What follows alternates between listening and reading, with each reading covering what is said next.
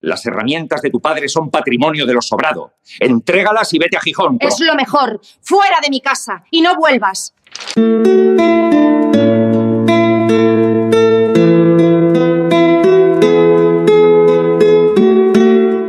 Febrero de 1898. Asturias, España. Una viuda con 3 hijos y un embarazo secreto recibe un aviso: 12 días para dejar su casa. A la compañía minera no le importa que su marido muriera a 340 metros bajo tierra en el Pozo Fondón. Minero muerto, familia fuera. Su cuñado le ofrece un trato. Entrega a los niños. Empieza sola. Ella responde con una palabra: fuera. Antes del amanecer del 11º día, sube el monte con sus hijos y las herramientas de cantería de su padre. Lo que construye allí hará que toda la aldea termine rogando por entrar. Quédate hasta el final para ver quién rió último.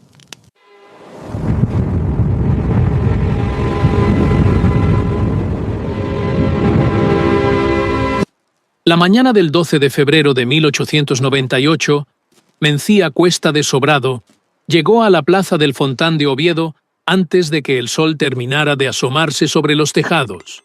Llevaba un cesto con castañas asadas que había recogido en las laderas de Turón la semana anterior y un saquito de monedas atado a la cintura del delantal. Se instaló cerca de la fuente de piedra que dominaba el centro del mercado. Extendió su paño sobre el suelo y comenzó a vender. Necesitaba sal para que durara hasta marzo, y quizás un poco de tocino si las ventas iban bien. Una mujer con 2 niñas le compró medio kilo y le preguntó si eran del Valle del Caudal. Mencía asintió sin dar más explicación. A las 11 de la mañana ya había vendido casi todo, y guardó las monedas con cuidado, contándolas 2 veces. No sabía que mientras ella regateaba el precio de las últimas castañas, a 40 kilómetros de allí, en el Pozo Fondón, una viga de soporte estaba cediendo.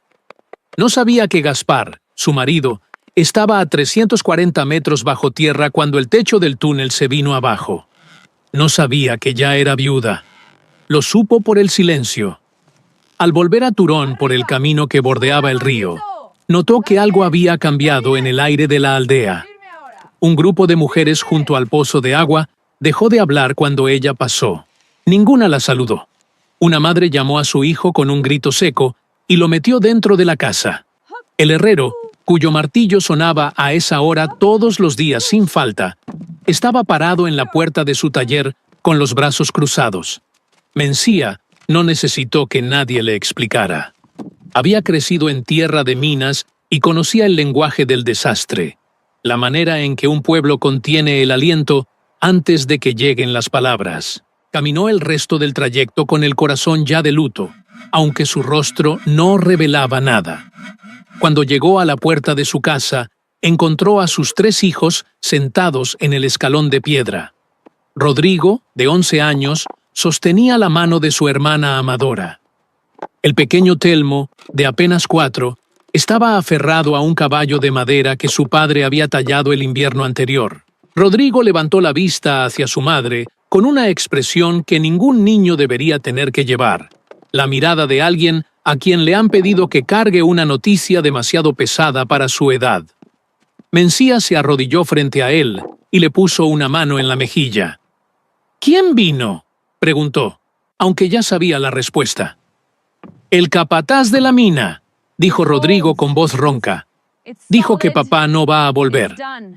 Amadora comenzó a llorar en silencio, con los hombros temblando. Telmo no entendía lo que pasaba, pero abrazó el caballo de madera con más fuerza, como si presintiera que era lo último que le quedaba de su padre. Mencía los abrazó a los 3 en el umbral, sin entrar todavía a la casa, porque sabía que una vez adentro tendría que empezar a tomar decisiones, y necesitaba un momento más de solo ser madre. El aviso oficial de la Sociedad Hullera Española llegó 2 días después, doblado en 4 y sellado con el emblema de la compañía.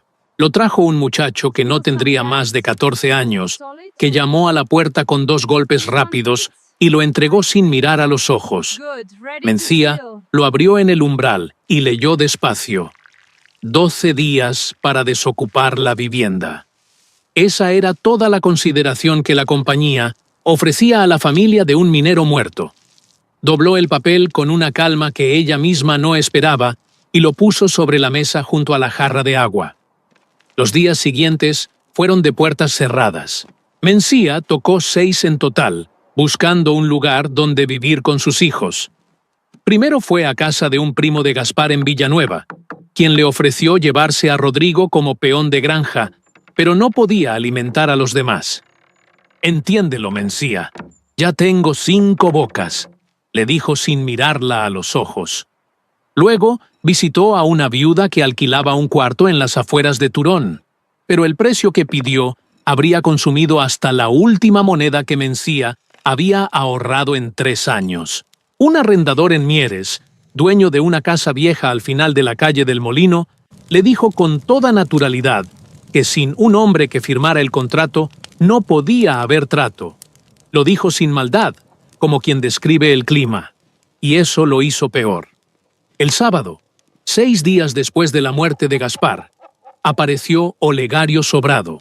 Era el hermano mayor de Gaspar, un hombre de 43 años que administraba las tierras de la familia en Trubia, y que siempre había mirado a Mencía con cierta frialdad, como si ella fuera una entrada en un libro de cuentas que no terminaba de cuadrar.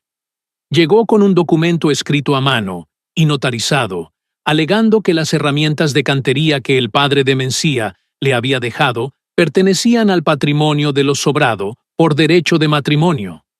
También traía una propuesta. Mencía podía entregar las herramientas, dejar a los niños bajo su cuidado para que recibieran una educación adecuada, y empezar de nuevo en Gijón, donde las fábricas de conserva siempre necesitaban mujeres solas. «Es lo mejor para todos», dijo Olegario, con ese tono suyo que sonaba a preocupación, pero olía a cálculo. «Los niños necesitan estabilidad, y tú necesitas trabajar. En las conserveras de Gijón pagan 12 reales al día». Mencía lo dejó terminar, sin interrumpir. Luego miró el documento que él sostenía. Después miró su cara y dijo una sola palabra: «Fuera».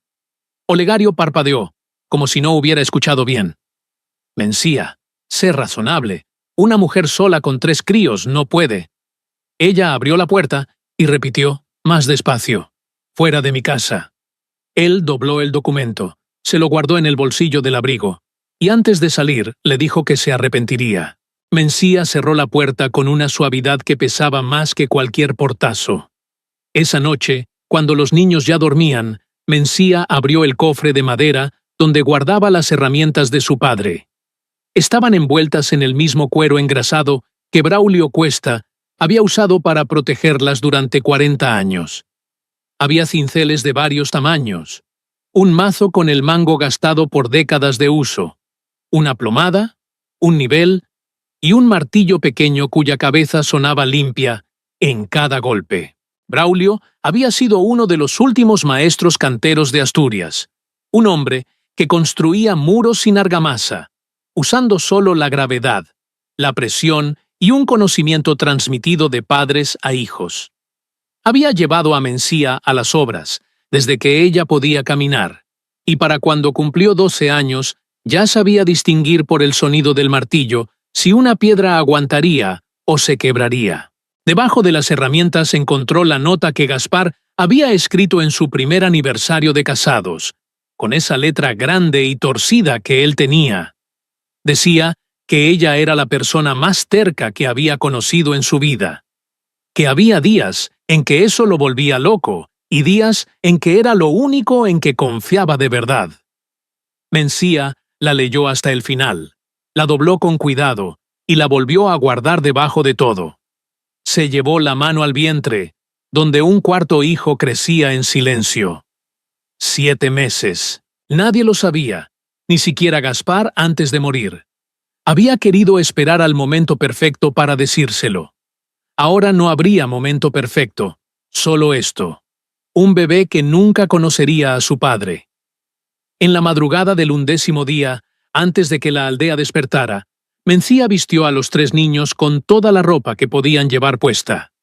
Envolvió las herramientas de su padre en cuero y las ató con correas a su espalda. Metió en un saco la olla de hierro, la sal que había comprado en la plaza del Fontán, un poco de judías secas y la imagen pequeña de la Virgen de Covadonga que su madre había cargado toda la vida.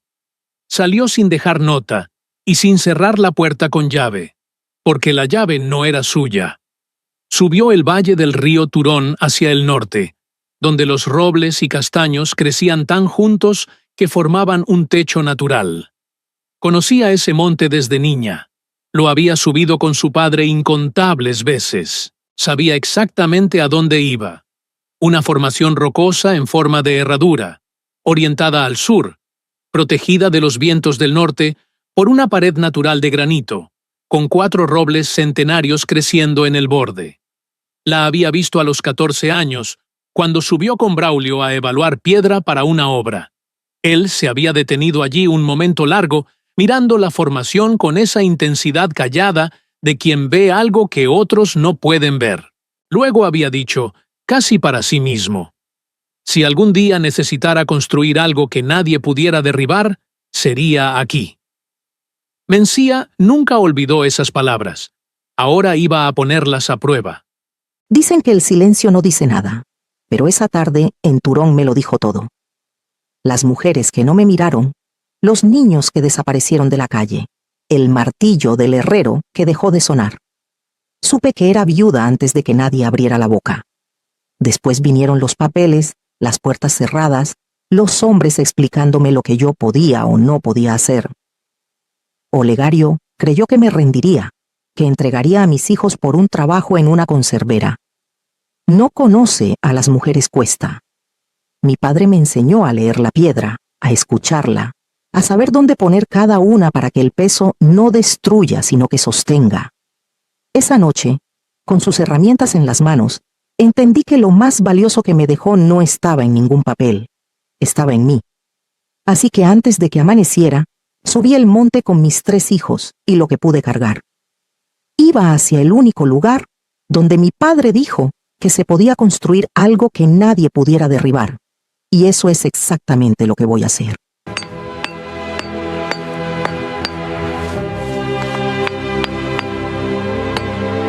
La estructura que Mencía comenzó a levantar en la formación rocosa no era un refugio improvisado de ramas y desesperación. Era una vivienda suspendida entre 4 robles centenarios, a 3 metros del suelo, diseñada con la precisión que su padre le había enseñado durante 20 años de trabajo en las canteras de Asturias. Los primeros 2 días los dedicó exclusivamente a estudiar los árboles, midiendo el grosor de los troncos con las manos extendidas, calculando la distancia entre ellos, observando cómo las ramas principales se extendían y dónde podían soportar peso sin quebrarse. Braulio Cuesta le había enseñado que la prisa era enemiga de la construcción, que cada hora invertida en planificar ahorraba 3 en corregir errores.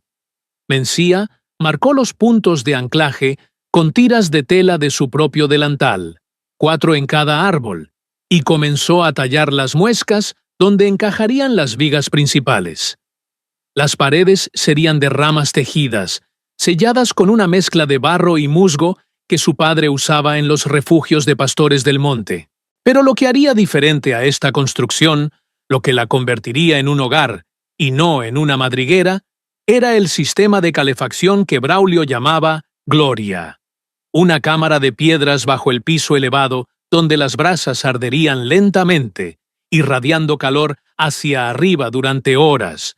El mismo principio que los romanos habían usado 2000 años antes en sus villas y que todavía funcionaba en algunas casas viejas de Castilla.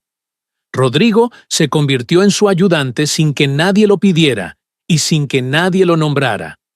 El segundo día de trabajo, Mencía bajó de la plataforma a buscar más ramas y lo encontró sentado junto a un montón que él mismo había recolectado, ya clasificadas por grosor, esperando instrucciones. No dijo nada. Solo la miró con esa expresión seria que tenía desde que su padre murió, como si hubiera decidido que ya no le correspondía ser niño. Mencía se arrodilló junto a él y le enseñó a torcer fibras de corteza de roble para hacer cuerda, un proceso lento que requería paciencia y dedos firmes. Rodrigo copió sus movimientos con una concentración que le dolió ver, porque reconoció en la línea de su mandíbula algo de Gaspar, y en la manera de observar sus manos algo de su propio padre.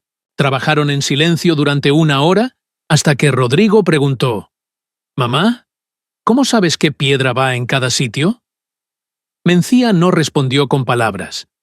Tomó una piedra del suelo, la giró 2 veces en las manos, sintiendo su peso y su forma, y la encajó en el hueco que quedaba en el muro de contención que estaba construyendo. La piedra entró con un chasquido suave, como si siempre hubiera pertenecido allí.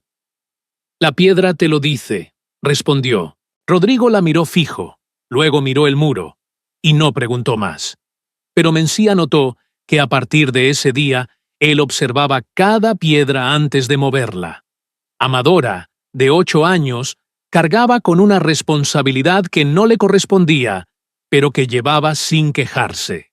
Durante las horas en que Mencía necesitaba las 2 manos libres para trabajar, que eran casi todas, ella cuidaba de Telmo con una mezcla de orgullo maternal y agotamiento visible. Lo llevaba de la mano por los alrededores de la formación rocosa, inventando juegos para mantenerlo ocupado, contándole historias que ella misma inventaba sobre gigantes que vivían en las montañas y princesas que construían castillos con piedras mágicas. Una tarde, mientras Mencía mezclaba arcilla con agua en un hueco de la roca, Amadora apareció con un puñado de paja seca que había recolectado en la ladera de arriba. Nadie se lo había pedido. Simplemente había escuchado a su madre mencionar que necesitaba paja para mezclar con el barro y sellar las paredes. Mencía se quedó mirando la paja en las manos de su hija, pequeñas y ya agrietadas por el frío, y sintió algo que no pudo nombrar. La abrazó rápido, sin exagerar, porque conocía a Amadora, y sabía que no era de las que aguantaban bien los abrazos largos. «Bien hecho», le dijo al oído. Amadora se soltó, se sacudió la falda y volvió donde estaba Telmo, como si nada hubiera pasado. Pero caminaba diferente, con los hombros más rectos. En la aldea de Turón, las noticias de la fuga de Mencía corrieron antes del mediodía del primer día. En el bar que estaba frente a la bocamina del Pozo San José, donde los mineros del turno de noche tomaban aguardiente antes de irse a dormir. La historia se contó de 6 maneras diferentes antes de que terminara la mañana. Silverio Montes, un carretero que tenía opinión sobre todo y conocimiento sobre poco, fue el primero en reírse. Dijo que la viuda del Gaspar había perdido el juicio con el luto, y que a ver cuántos días aguantaba ahí arriba con 3 criaturas y la barriga que seguro ya se le notaba. Alguien sacó unas monedas y propuso apostar. 3 días, dijo uno. 1 semana, dijo otro. Nadie propuso subir a ayudarla. Nadie mencionó que quizás una mujer sola con 3 hijos en el monte en pleno febrero podría necesitar algo más que apuestas.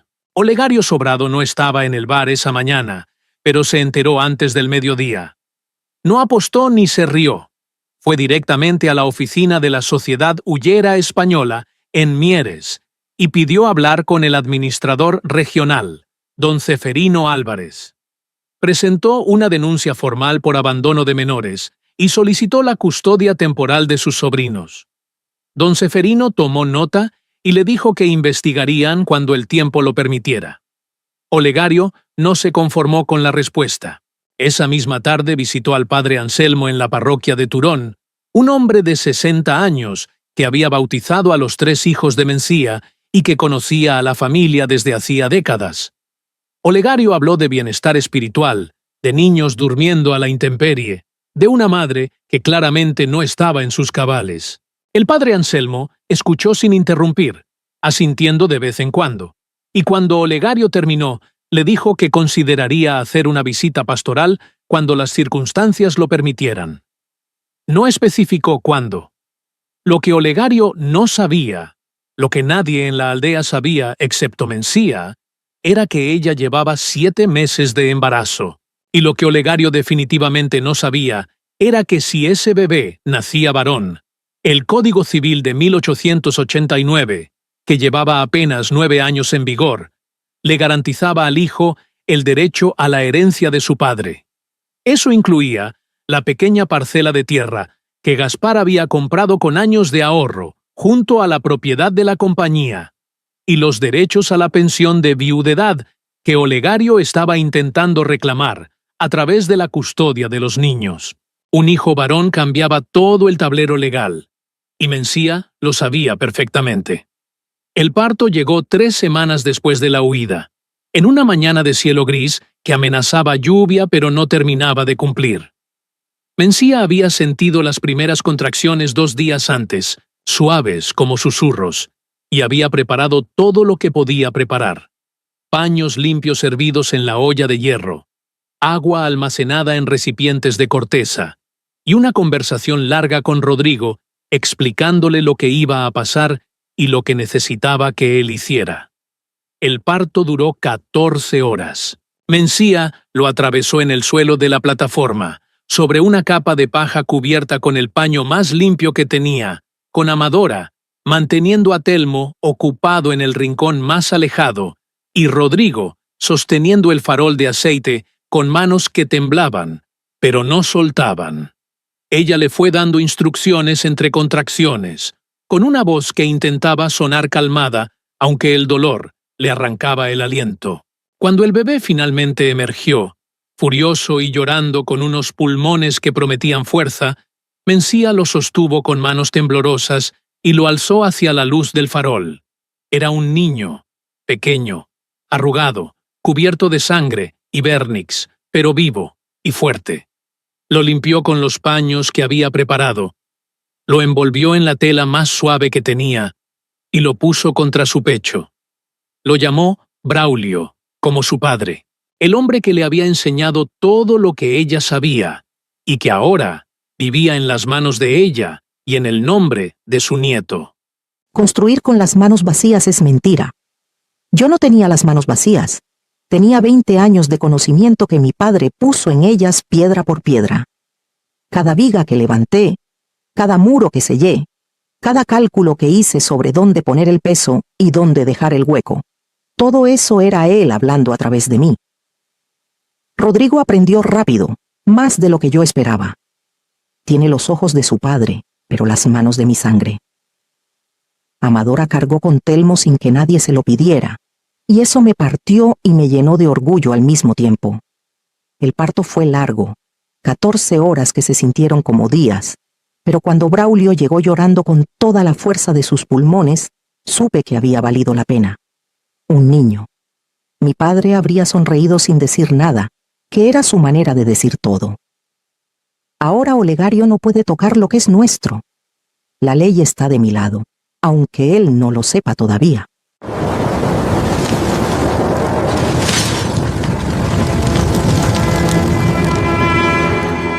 La nevada comenzó 3 días después del parto de Braulio, cuando Mencía todavía sentía el cuerpo débil, y el pequeño apenas había aprendido a prenderse bien al pecho.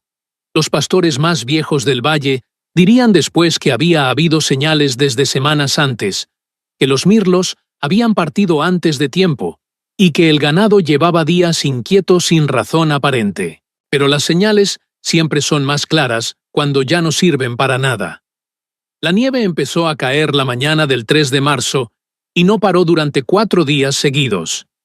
Caía espesa y constante, un manto blanco que fue cubriendo el valle del Turón hasta convertirlo en algo irreconocible, borrando los caminos, sepultando los cercados de piedra, acumulándose sobre los tejados de las casas de la aldea con un peso silencioso y paciente. Mencía la observó desde la plataforma del refugio con Braulio, envuelto contra su pecho, y una mezcla de preocupación y algo que no era exactamente calma, pero se le parecía. Había almacenado leña desde que llegó al monte, más de la que cualquier vecino habría considerado necesaria, y había sellado cada grieta del refugio con tiras de lana empapadas en sebo, un truco que había visto hacer a su padre en inviernos difíciles. La gloria funcionaba exactamente como debía. Las brasas ardían lentas en la cámara de piedra bajo el suelo, y el calor subía atravesando las tablas, manteniendo el interior tibio, mientras afuera el mundo se congelaba. En Turón, la tormenta golpeó con una violencia que nadie había anticipado. Las casas del valle estaban construidas con adobe y piedra, materiales que resistían los inviernos normales, pero que absorbían humedad con los años. Cuando el peso de la nieve se acumuló sobre los tejados, las paredes empezaron a ceder desde adentro hacia afuera, sin aviso, sin tiempo para reaccionar. La primera casa en derrumbarse fue la de Benigno Rey, el carretero viudo que vivía solo en el extremo sur de la aldea. El techo se vino abajo de madrugada, mientras él dormía en el cuarto más pequeño, el único que aguantó. Salió a la calle en ropa de dormir, con una manta agarrada al cuerpo, y la expresión de quien todavía no ha terminado de entender lo que acaba de perder. La segunda estructura en caer fue parte del almacén comunal en el centro de Turón, llevándose consigo provisiones que varias familias necesitaban para pasar el mes. Después de eso, los derrumbes se sucedieron uno tras otro. Para el cuarto día de nevada, 17 estructuras habían caído o quedado inhabitables, y la iglesia de San Martín, la única construcción de piedra sólida en la aldea, no daba abasto para albergar a todos los que habían perdido sus casas. Fue Benigno Rey quien primero miró hacia el monte y dijo lo que varios estaban pensando, pero ninguno se atrevía a pronunciar. Él había estado en el bar frente al Pozo San José el día que apostaron sobre cuánto duraría la viuda en la montaña. Había puesto 3 monedas a que volvería en 5 días, derrotada y pidiendo perdón. Ahora estaba parado en la puerta de la iglesia, tiritando bajo una manta prestada, mirando hacia las laderas cubiertas de blanco, y dijo con voz ronca: «Si el refugio de la viuda aguantó, es lo único en este valle que lo hizo». Nadie respondió, pero varios siguieron su mirada. La subida comenzó esa misma tarde, cuando la nieve aflojó lo suficiente para caminar sin hundirse hasta las rodillas. Primero fueron 7 personas, luego 12, luego más. Remedios. Cano fue la primera en llegar a la base de la formación rocosa, con 2 hijos de la mano y escarcha pegada al pelo. Ella había sido de las que callaron junto al pozo de agua el día que Mencía volvió de Oviedo sin saber que era viuda, ni cruel ni amable, simplemente ausente, mirando hacia otro lado, como si el dolor ajeno fuera contagioso. Ahora miraba hacia arriba, hacia la plataforma donde brillaba la luz de un fuego, con una expresión que contenía demasiadas cosas para nombrarlas todas. Mencía la vio llegar desde la entrada del refugio, con Braulio dormido en brazos y Rodrigo parado a su lado. Observó a Remedios durante un momento largo, recordando su silencio de aquel día, el silencio que no era crueldad, pero tampoco era ayuda. Remedios abrió la boca como para decir algo, una explicación o quizás una disculpa, pero las palabras no salieron. Se quedó ahí parada, con los niños temblando a su lado y los labios agrietados por el frío, esperando un veredicto que no se atrevía a pedir.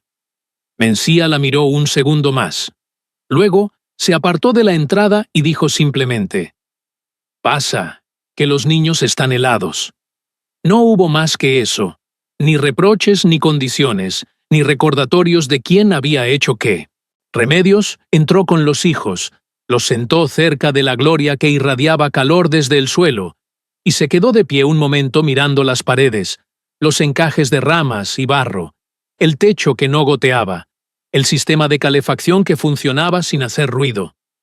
No dijo nada de eso tampoco, pero lo miró todo con ojos que iban entendiendo algo que antes no había querido ver. En las siguientes horas llegaron más familias: Benigno con su manta y un saco de harina, la viuda Paquita Merino con su hija y 2 nietos pequeños, Anselmo Tejero, que había sido el primero en proponer la apuesta y que entró sin levantar la vista del suelo. 23 personas se refugiaron en una estructura pensada para 5, y el calor de la gloria más, el calor de los cuerpos apretados, mantuvo el frío afuera durante los 2 días que duró el resto de la tormenta. Mencía cocinó con lo que había y con lo que cada familia había traído, estirando las judías y la carne seca en un caldo aguado que no alimentó a nadie del todo, pero mantuvo a todos vivos. La segunda noche, cuando la mayoría dormía amontonada en el suelo, bajo todas las mantas disponibles, Mencía escuchó pasos en la nieve afuera.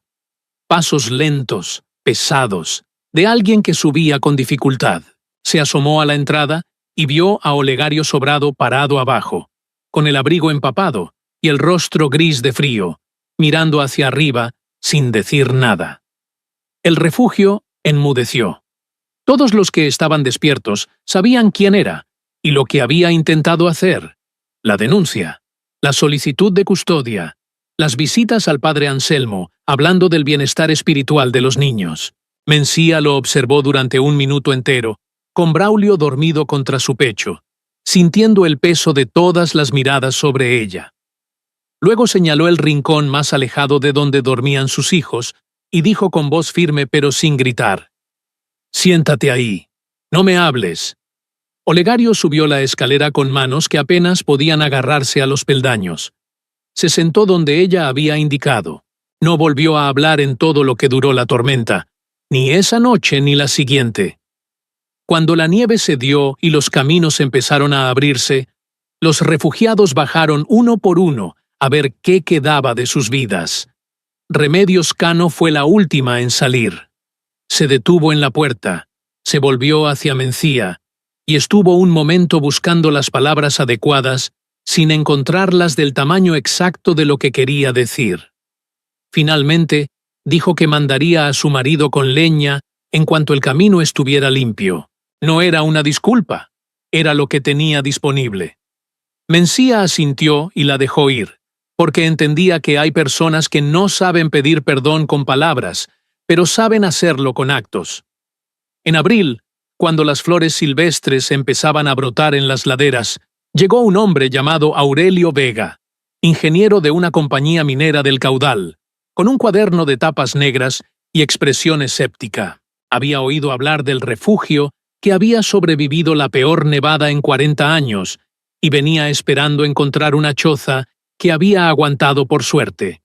Lo que encontró lo dejó en silencio varios minutos, tocando las juntas de piedra, examinando los canales de la gloria, caminando alrededor de la plataforma con los ojos de alguien que empieza a entender algo importante. Volvió una semana después con don Primitivo Leal, arquitecto de Madrid que había estudiado ingeniería romana. Don Primitivo reconoció de inmediato lo que estaba viendo. Técnicas de 2000 años aplicadas con precisión intuitiva por una mujer que nunca había leído un tratado. Cuando Mencía explicó cómo había calculado los ángulos y los encajes, él escuchó sin interrumpir y luego se volvió hacia Vega con 3 palabras: «Contrátenla». Vega ofreció el salario de un capataz. Mencía dijo que necesitaba el doble, porque no era solo mano de obra sino criterio, y el criterio no se improvisa. Firmaron esa tarde, y ella guardó el contrato en la caja de madera, junto a los certificados de bautismo, junto a la nota de aniversario de Gaspar, junto al acta de nacimiento de Braulio Sobrado Cuesta. La compañía que la había expulsado ahora le pagaba para salvar sus laderas. Y el refugio siguió en pie, año tras año, exactamente donde su padre había dicho que se podía construir algo que nadie pudiera derribar. La noche que Olegario apareció al pie del refugio, todos esperaron a ver qué haría yo. Podía haberlo dejado afuera. Nadie me habría culpado, ni siquiera él. Pero mi padre me enseñó que la piedra no guarda rencor, solo hace lo que tiene que hacer. Lo dejé entrar y le señalé el rincón más lejos de mis hijos. Le dije que no me hablara, y no lo hizo. Eso fue suficiente.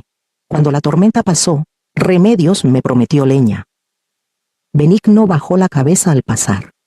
Ninguno pidió perdón con palabras, pero yo vi en sus ojos que algo había cambiado. En abril vinieron los ingenieros de la compañía, la misma compañía que me echó de mi casa. Ahora me pagan el doble que a un capataz por mi criterio. Mi padre habría entendido eso perfectamente. La piedra no se venga, no guarda rencor, solo demuestra lo que es, y deja que los demás saquen sus propias conclusiones. ¿Qué opinan de mi decisión de subir ese monte con 4 hijos y construir con mis propias manos lo que nadie quiso darme? Déjenlo en los comentarios. Del 0 al 10, ¿qué nota le dan a mi historia? Y cuéntenme, ¿desde qué ciudad o país me están viendo? Me encantaría saber hasta dónde llegó la voz de esta viuda terca de Asturias. Suscríbanse al canal y activen la campanita para no perderse más historias como la mía. La piedra me enseñó que lo que se construye con verdad no se derrumba.